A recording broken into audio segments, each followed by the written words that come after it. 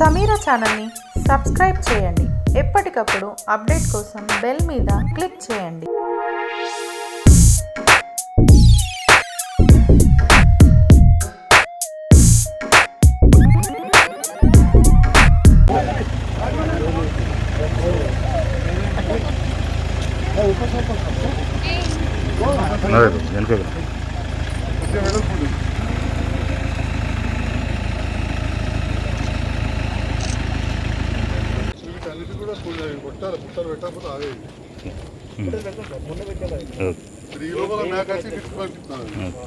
వచ్చిర్రా ఊరు ప్రతి గ్రామంలో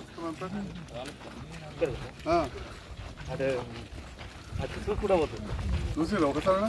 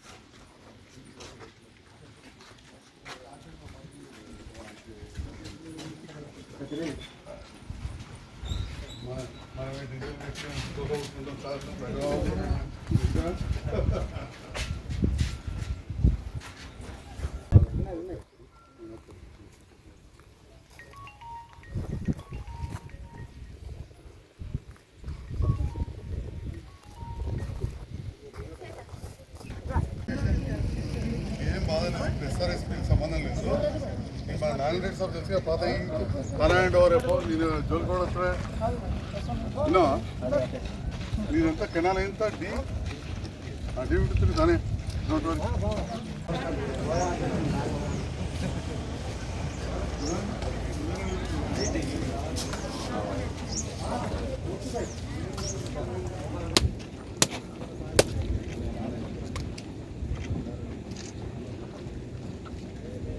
అందరికీ కొబ్బరికాయ ఉంటుంది కొట్టే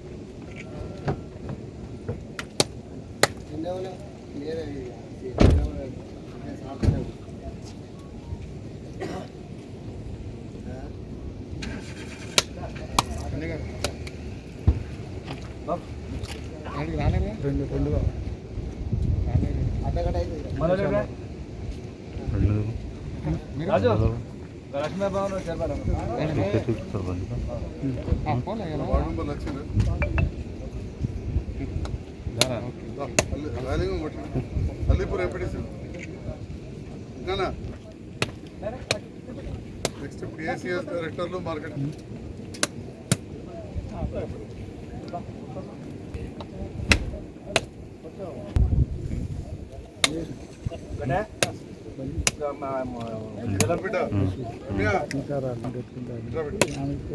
ఎవరమ్మా ప్రాపర్ వాయిస్ ఎడిటింగ్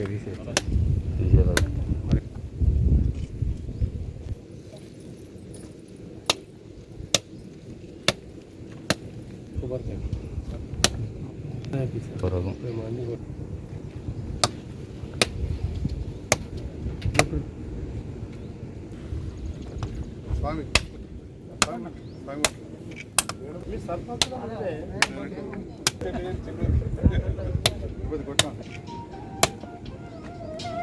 కొట్టా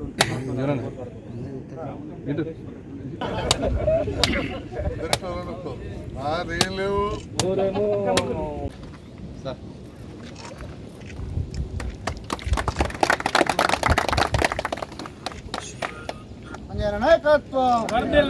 నాయకత్వం జై తెలంగాణ.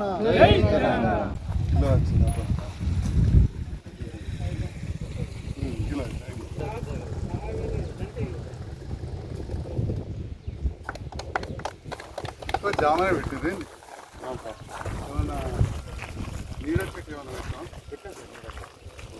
ఇంకా పెట్టి టేక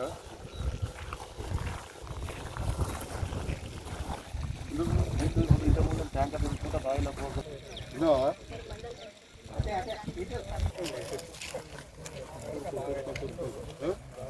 అయిపోతుంది నెక్స్ట్ టైంలో మళ్ళీ ఇచ్చుకోండి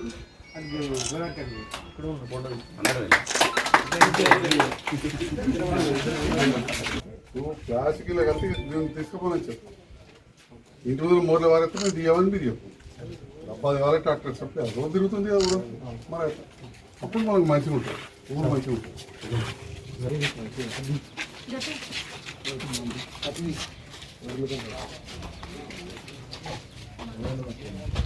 ఓ వెరీ గుడ్ ఏడ పుట్టిర్రా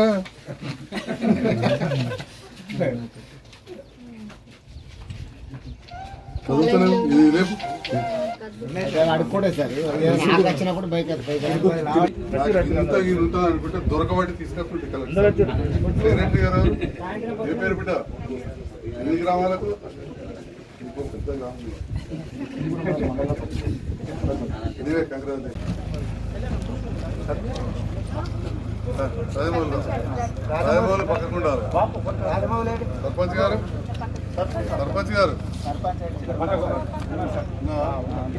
ఉప సర్పంచ్ అమ్మ ఉప సర్పంచ్ గారు కావాలి నువ్వు వచ్చాకనే కట్ చేయాలి తొందర వచ్చి డీసీ గారు ఉప సర్పంచ్ ఎంపీడీసీ వచ్చిందా రైట్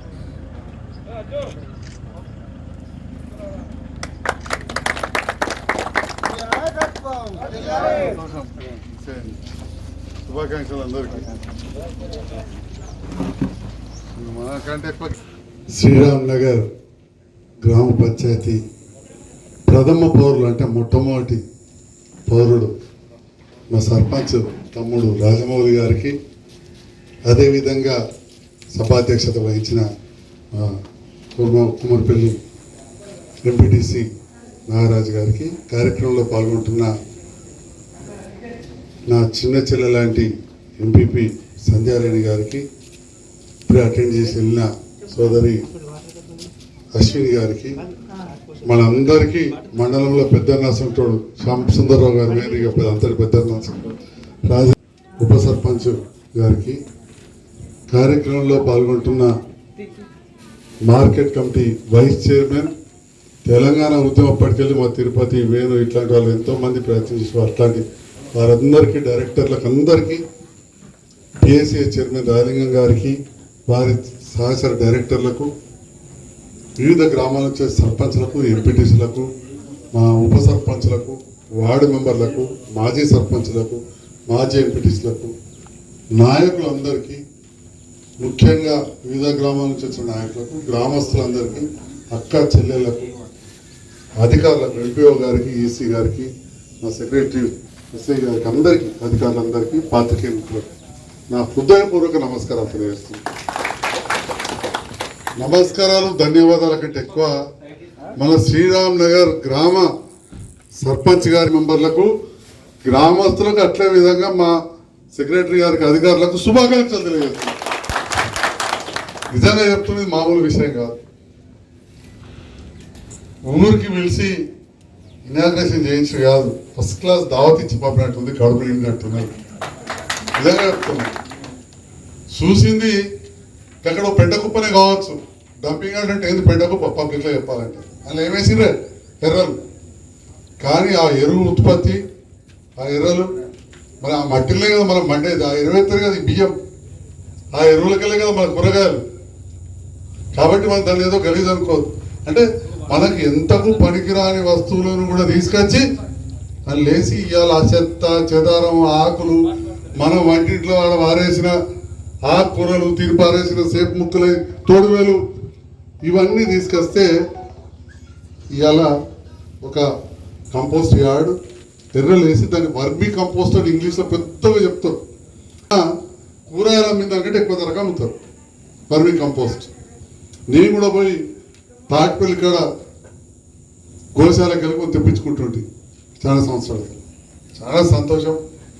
నిజంగా ముఖ్యమంత్రి గారు ఏదైతే ఈ పథకాలను కేంద్రం రాష్ట్రం కలిసి చేస్తాయి, నేను వన్ సైడ్ మాట్లాడను, కానీ దేశంలో 29 రాష్ట్రాలు ఉన్నాయి, మనకంటే పెద్ద పెద్దవి ఉన్నాయి, పెద్ద పెద్దవి ఉన్నాయి, కానీ ఎక్కడన్నా ఈ రకంగా అయినా చరిత్ర ఉందా ఒక్కసారి చూపించుకోండి. ఇవాళ సెల్ ఫోన్ బాగా మాట్లాడుతున్నారు అందరు, అందులో అన్నత్తే అంటారు, ఎక్కడ లేవు.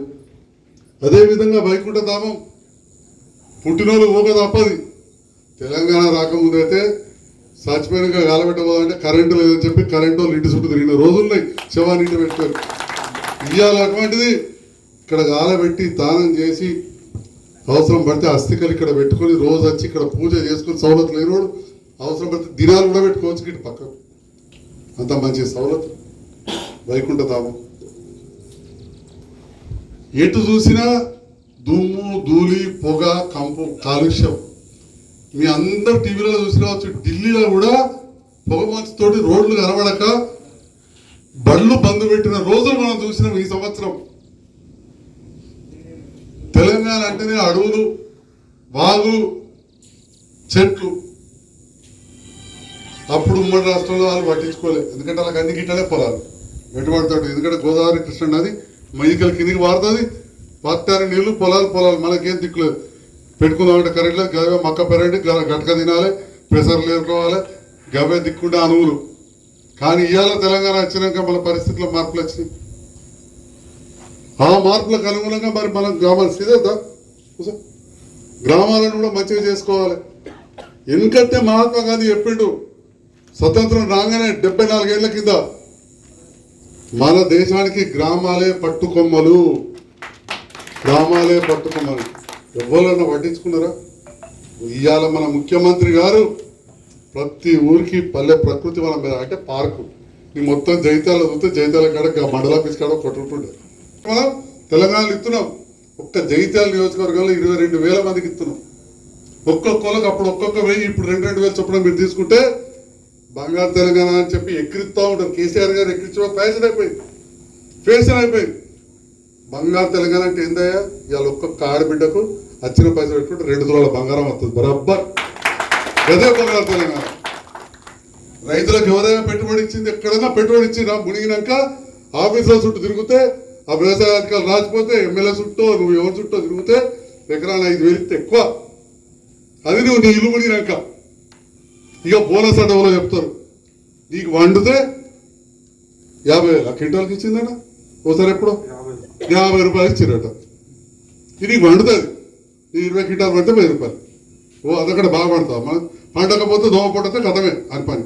కానీ ఇలా నీకు పండినా పండకుండా నువ్వు పంట వేసుకుంటే 10,000 రూపాయలు మనం ఇస్తుంటే మనం చూసి కేంద్ర ప్రభుత్వం ఇవాళ 2,000 6,000 ఇస్తున్నది. కానీ మనం చూడు, ఇవాళ మన ఊర్లో ములుగు పోచే చచ్చిపోయాడు. ఏ పాటి భూమి ఉంది ఆయన? మామూలుగా అయితే 20 ఉంటారు. అంటే భార్య పరిస్థితి ఏం కావాలి, వాళ్ళ కుటుంబ పరిస్థితి ఏం కావాలి? దేశంలో ఎక్కడైనా ఒక చిన్న రైతు పెద్ద రైతు చచ్చిపోతే ఏమిస్తున్నా? ఇవాళ 5 లక్షల రూపాయలు ఇంటికి వచ్చినా ఏమన్నా పైరమైందా? రూపాయి ఖర్చు అయిందా? మీరే చెప్పాలి. ఖర్చు అయిందా ఏమన్నా ములుగు పోచే కుటుంబానికి?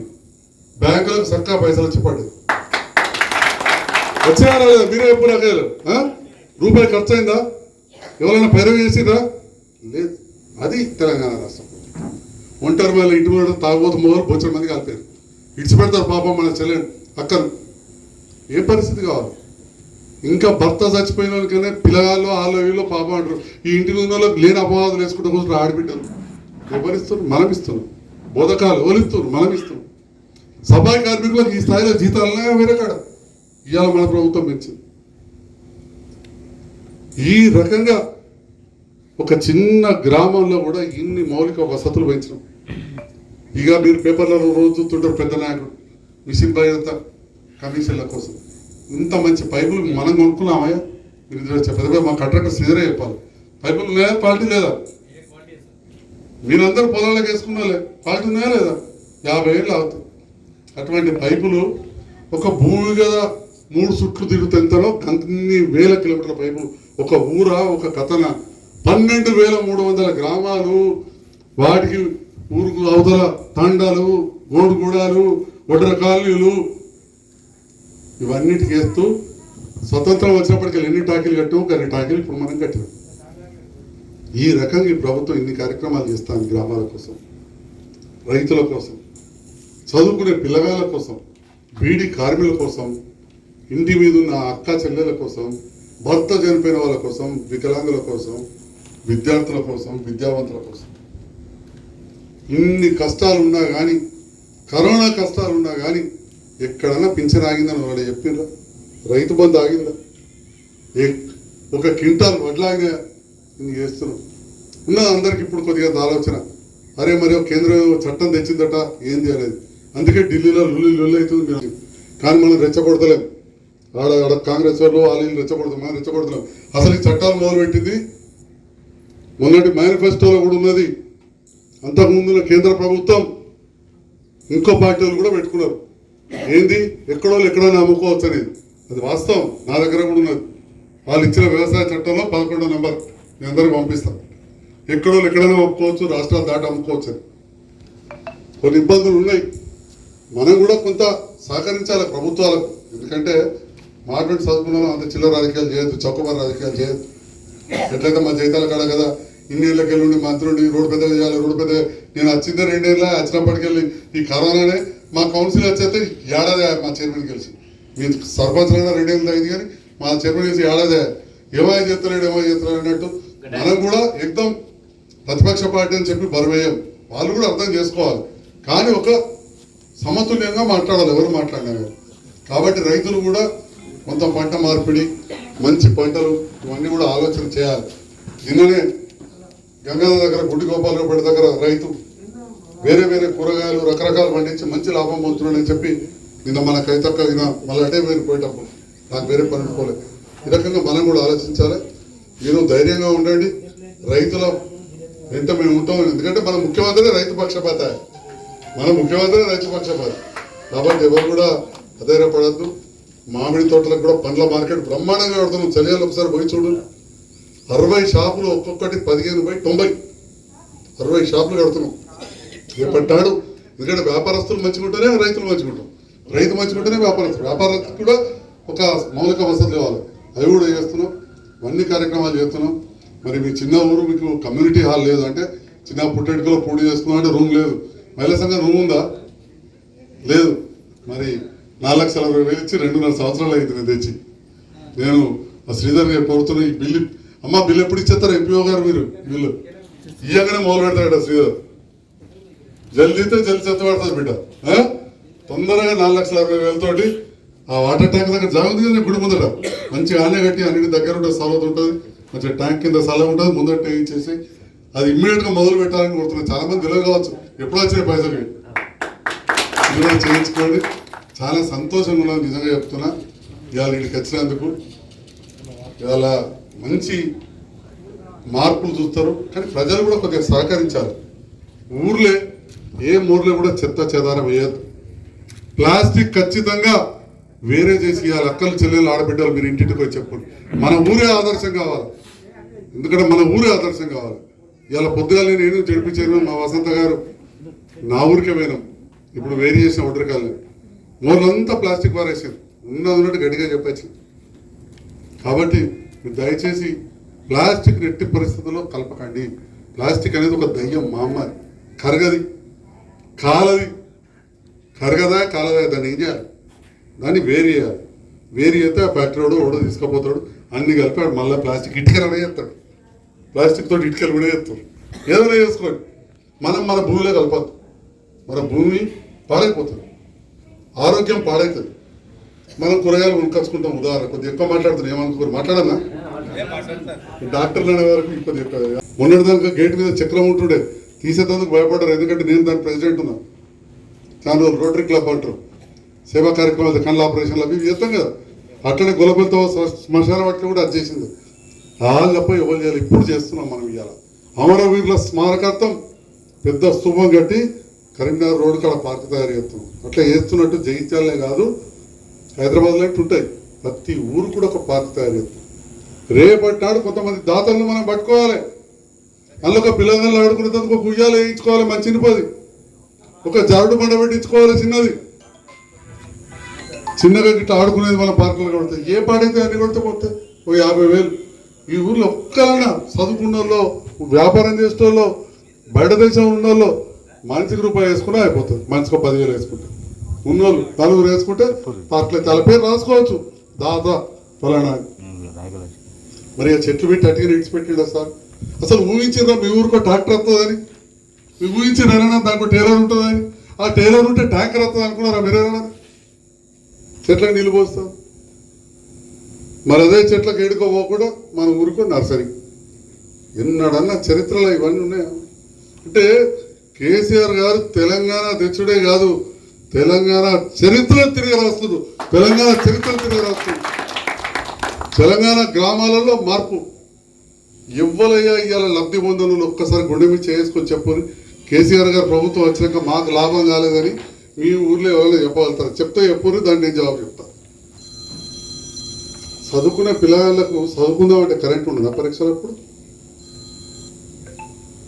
నీ బావి కాడికి పోతే కరెంట్ ఉంటుందో తెలియదు, కరెంట్ వచ్చినాక నీ మోటార్ ఉంటుందో తెలియదు, కాలుతుందో తెలియదు.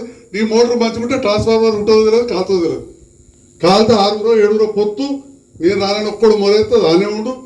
తెల్లారు అందరు కలిసి ట్రాక్టర్లు వేసుకపోవాలి, జీతాల చుట్టూ తిరగాలి, వాడు కరీంనగర్కి తేవాలంటాడు. ఏ రైతు లాభంగా ఇవ్వాలి? మీ ఊర్లో ఉన్న కుటుంబాలండి 88 గ్రామాలు. అత్తున పింఛన్లేని 101. అంటే ఇంటికి 1 కంటే ఎక్కువ వస్తున్నాయి. ఓ ఇంట్లో 2 వస్తున్నాయి కావచ్చు, 3 వస్తున్నాయి కావచ్చు, 1 వస్తుంది కావచ్చు. రాని వాళ్ళకు మీ పిల్లలు బలలో చదువుకుంటున్నారు. మీ సర్కార్ బలలో ఏం పెడదురా? దొడ్డు బియ్యం పెడితే పిల్లలు తిందురా? ఇవాళ సర్కార్ బలలో సన్న బియ్యం పెడుతున్నాం. ఆడికెళ్ళి ఇంటర్మీడియట్ పోతే జైతాలకు పోయి చదువుకుంటున్నారు. ఇలా ఫీజులు అడుగుతున్నాడు. ప్రతి స్టూడెంట్కి 6,200 రూపాయలు కడుతుంది ప్రభుత్వం. పిల్లగాల అకౌంట్లోకి వేస్తే వాస్తవానికి 5,000 కానీ కాలేజీ వాళ్ళు తీసుకుంటారు. 12వ తర్వాత 13వది అంటే డిగ్రీ. మీ పిల్లలు చదువుతారు, తమ ఎద్దు వ్యవసాయం లేని వాళ్ళు నేను చెప్తున్నా, కూలి చేసే వాళ్ళు పిల్లలు చదువుతారు. మాకేమవుతుంది అనుకోవచ్చు. ఇవాళ డిగ్రీ చదువుతామా, బీసీ విద్యార్థులు ఉంటే 5,000, ఎస్సీల పిల్లగాలు ఉంటే 6,200 పిల్లలకు పుస్తకాలకు ఇస్తున్నది ప్రభుత్వం. భక్తికి కాదు, కాలేజీకి ఏమి ఇస్తుంది అనుకోవచ్చు. వాళ్ళు తప్పుడు ప్రచారం కొంతమంది చేస్తారు, కొంతమంది అందరు కాదు. 13,000 రూపాయలు ఇస్తుంది ఒక్కొక్కరికి అట్టి డిగ్రీ కాలేజ్. ఇక మళ్ళీ వకీల్ చదివితే వేరు, ఎంబీఏ చదివితే వేరు, ఇంజనీర్ చదివితే. ఇక్కడి పిల్లగాడు హైదరాబాద్లో చదవని వాళ్ళకి వస్తుంది. తెలంగాణలో ఎక్కడైనా చదవని 30,000 40,000. ఎంబీబీఎస్ డాక్టర్ చదివి పిల్లగాడు ఉంటే 60,000. ఆఖరికి మీ పిల్లగాడు చేయించాలని నేను డాక్టర్ కాబట్టి చెప్తాను, ల్యాబ్ చదువుతారు. లేదా నా దగ్గర పిల్లగాళ్ళు కొందరు కళ్ళు చదువుకున్నారు, వాళ్ళు కూడా రూపాయి ఫీజు కట్టలే. సంవత్సరానికి 14,000 రూపాయలు చొప్పున ఇస్తారు. ఇంకా మీకు తెలుసో తెలియదో ఉపయోగించుకోవాలంటే ఆడవాళ్లకు నేర్పడానికి జైతాలో ద్రోణ కాలేజ్ ఉన్నది, ఎంబ్రాయిడరీ గవి కూడా నేర్పుతారు. వాటికి కూడా ఇస్తున్నారు కాలేజీలకు.